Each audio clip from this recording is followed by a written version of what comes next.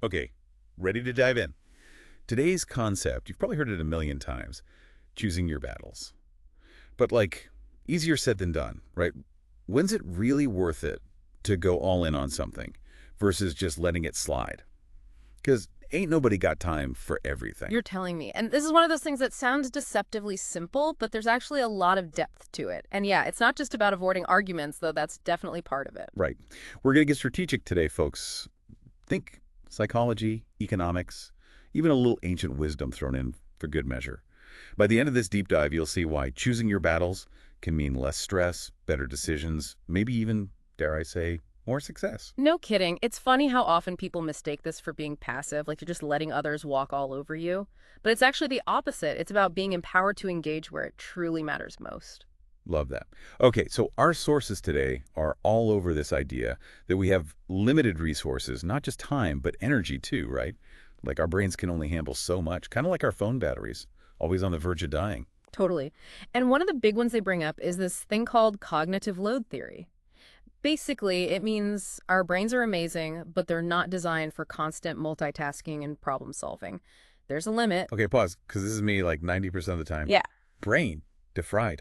Too many tabs open, Work, family. Trying to remember what I was even doing 5 minutes ago. Yeah. How does this cognitive load play into choosing battles? So every little decision, every time you switch tasks, it drains that battery a little more. Like, ever try answering emails while writing a report? You're not really present for either, and it's exhausting. Ugh, yes.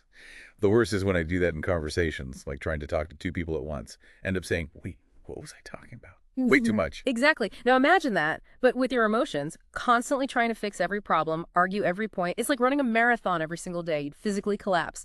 It's not that different for our mental state. Okay, that emotional marathon image, that's going to stick with me. Suddenly, choosing my battles feels less like giving up, more like self-preservation, Exactly. And that ties right into this economic principle they kept bringing up. Opportunity cost. Sounds fancy, but it's super relevant to how we actually live. Hit me with it. I'm more of a how to make this $10 last till payday kind of economist, but I'm listening. So every time we say yes to something, we're automatically saying no to something else. Spend an hour scrolling on your phone. That's an hour you didn't spend on that hobby you keep meaning to try. Every choice has a trade-off. Oof, okay, I feel that. It's like when two awesome events are happening the same night, and you got to pick. That FOMO you feel for the one you miss, opportunity cost in action. Spot on. And it applies to the serious stuff, too. Is that argument about whose turn it is to empty the dishwasher really worth more than a nice, relaxing evening with your partner? Yeah.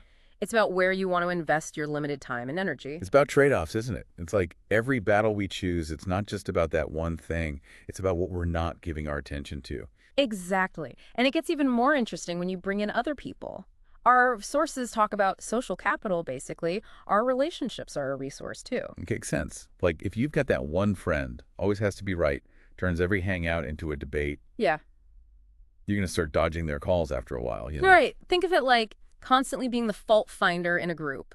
Nobody wants to invite that person to dinner because it just kills the mood. Same goes for always being the one to correct, criticize. It wears on people. So choosing your battles socially is about knowing when to let it go, even if you don't agree, just for the sake of keeping the peace. It's more nuanced than just keeping the peace. They talk about assertiveness versus aggressiveness. Big difference. Oh, yeah, tell me more about that, because sometimes you do got to stand your ground, right?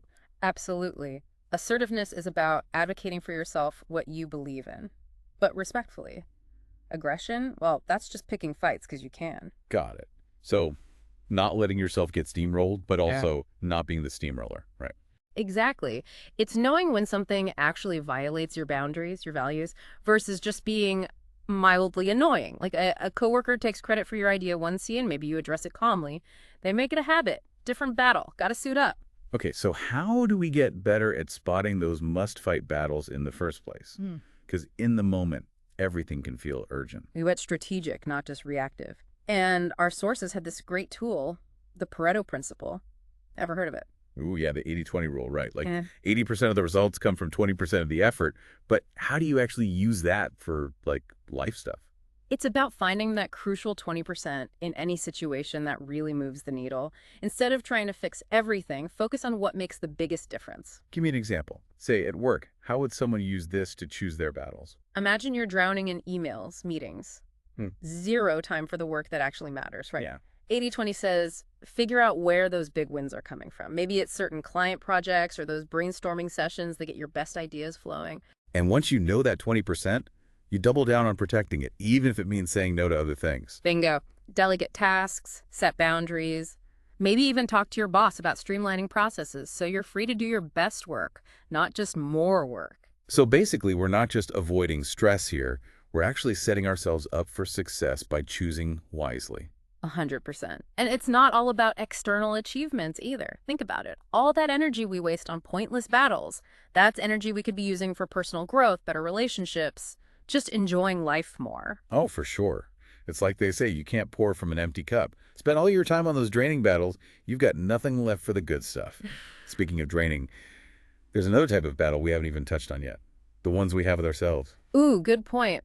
Our sources didn't dive into this too deeply, but it's huge, GE.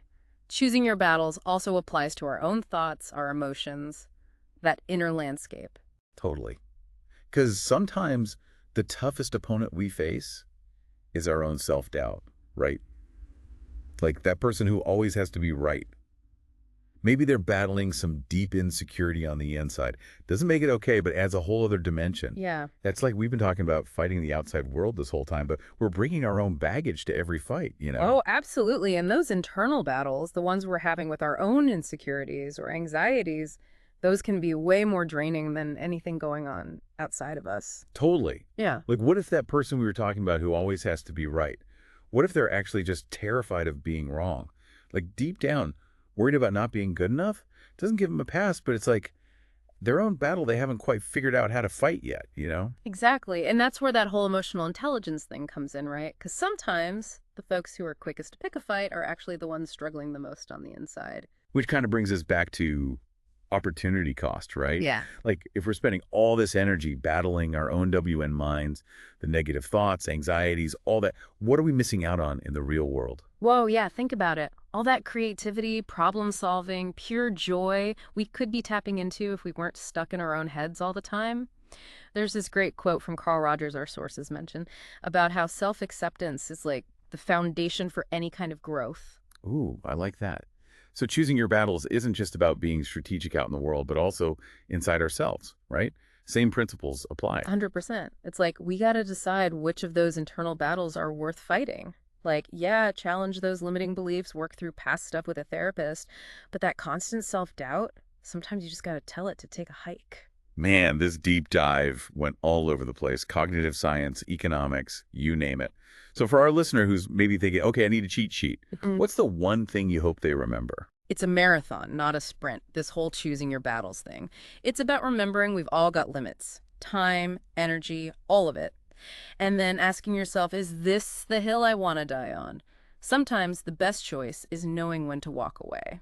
So true, whether it's with other people or even just those battles in our own heads, because then we're free to show up fully for the stuff that really matters, Okay. the stuff that actually builds the life we want, not just fights it off. Right. If our lives are like, hey, it's a story we're writing, we get to choose which battles are worth turning into those big dramatic chapters. The rest, just background noise. Love it. So much to think about. Thanks for deeping out on this with me. Always a blast. And to our listeners, remember, you have the power to choose what you give your energy to. Until next time, folks.